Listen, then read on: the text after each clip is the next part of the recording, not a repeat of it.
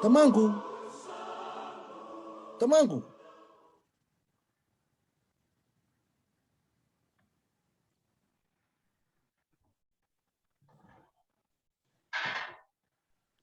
Tamanggu. Oko sa dhabuta tiko meu sa lako sombu ibura-bura. Meu laki redir na tamata tau ambulira. Sa lako tani tiko mai nanonda tu ibakabubuli. Kali butalanga nanonda buku. Sa tega bubisa utaka nanonda tu ibakabubuli. Me rawataki na nalomandra. Hindi na sarangan albengu. Ia usia vasangarati ko indo na mata bubale. Moroni sudu kina mata. Ia. Etiko ibida na bi kambimbi. Meu na numa tiko membaleta na no to ndinginding yongo. Oi. Ia na mata bubale bakadaba ni samba na numa tiko. Isa na lubengu. O iko na lubengu indombo nga. Au na vina kata mindo na mata bubale binaka. Nali marro iko. Katumberiko. Wa binaka. Me adhova na ngauna o sa warau kina. Mo da kava na lomangu e burubura. Era tau lotu dava. Era tau butuni au. Baleta ni ulubi ni kalau. Meu laki tiko endo na vanu. Era ndau tiko talangakina. Na ulubi ni kalau. Isa na lubengu. Au ambulia na burubura. Kena be kambula embini tukina. Ambulir na tangane kina elewa. Ia rasa tiga buromboti burubura. Nanon raliu-liu. Me baka wayala taka be apram. Awasulia na lawa bi mosese. Membula kina oira nogu tamata. Ia era sega ni daurongoda. Siapa muria na nogu ibakaro. Ia usang ni rawa ni bakaro say burubura tali. Baleta ni usaya ala taka oti vino. Ia sabo ngango. Me usava ka utiko. Na luvengo indombo nga. Molaki wa mulaira nogu tamata e burubura. Sa senga wala nga oira na Israeli. Ia oira kede sara. Oira kede. Era sa wamba utiau. Kamarro ya na nugu ibu nau. Kambula taka. Ena besinga. Meu na bu na udira talanga. Oira kede. Ia na lubengu. Ia kebaka e tega butaka. Indo ni song soklotu. Kandingi teki Israeli vida. Me rabu keiko. Ena nomu garaba na itabiongo. Mondingi teki rutou na nomu tise peli. Katega butaka. Na nomu baka buli dira tamatam. Baleta na nomu itabi. Ni beba mulai beira. Sandon sa Tamanggu. Ia na mata bubale dhava saramanda meu sa leilewena.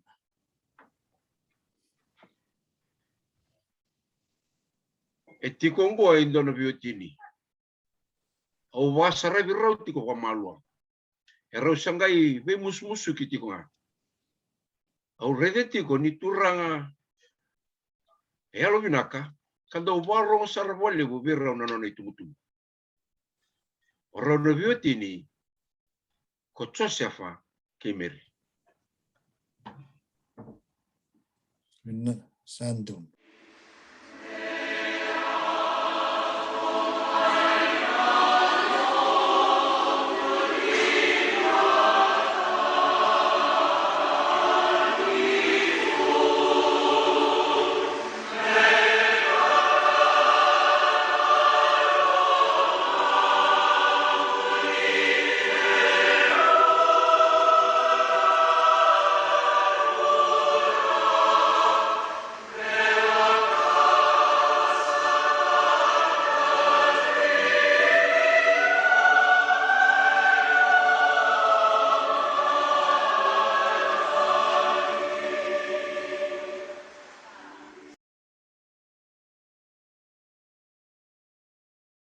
Nalubengu.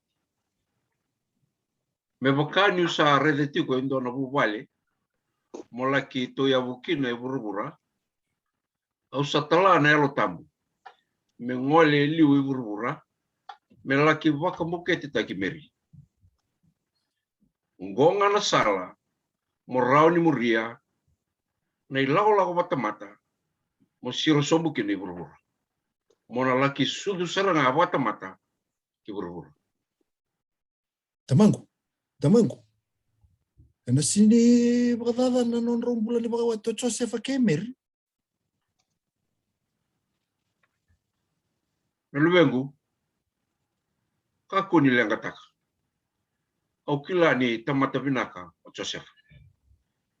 E na rau ni vingoma, na veka o savana na nitukina, mena lako durumo o miri.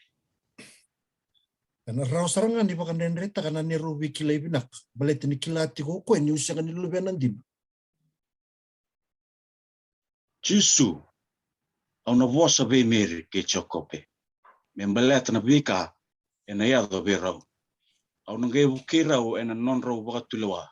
Mendonu kina na matin kalau. Yalo tambu, mongaro na binaka. Garo na binaka sara. Mona raida sara, mena waidori voga binaka. Me wakakina, na lomang. Sandono.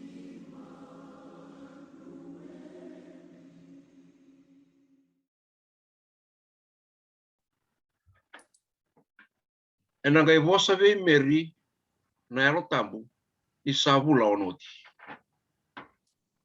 Tamangu. Go sanduan dina na bei bakara rau takili bei mer. Metiko bimbi bula ono ko e kasanga tunikila na kaya dwa. Isa, sa andina sara, nalubengu.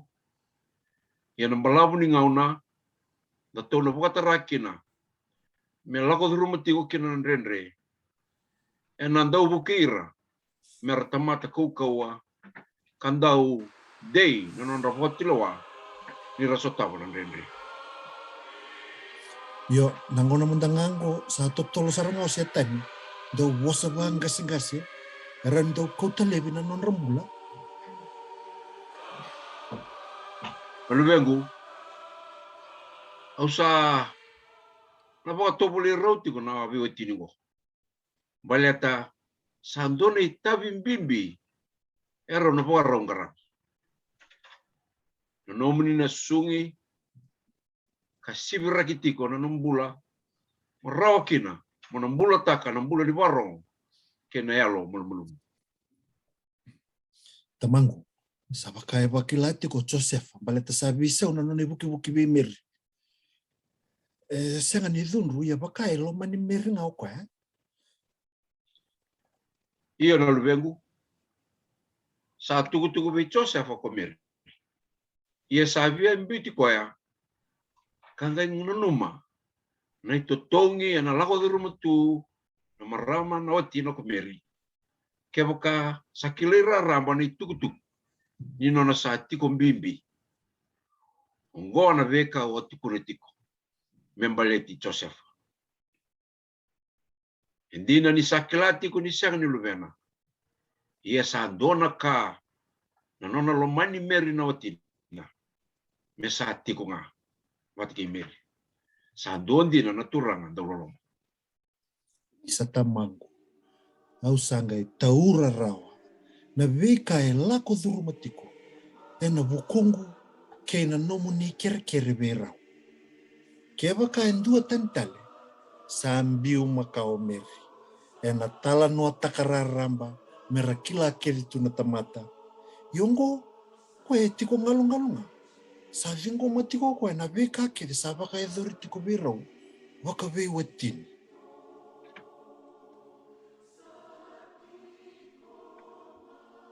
Nalubengu,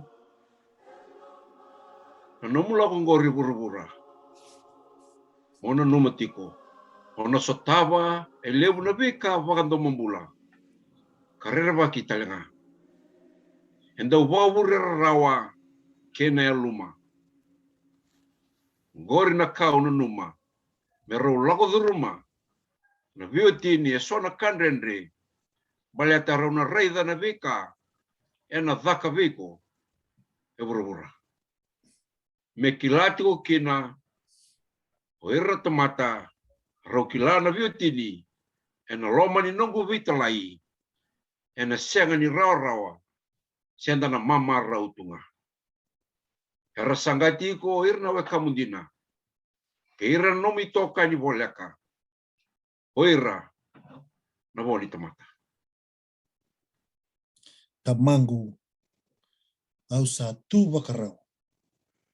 Meu lako dhuruma na veka ngori. Baleten rau sa tu raviti au. Keina e altamu.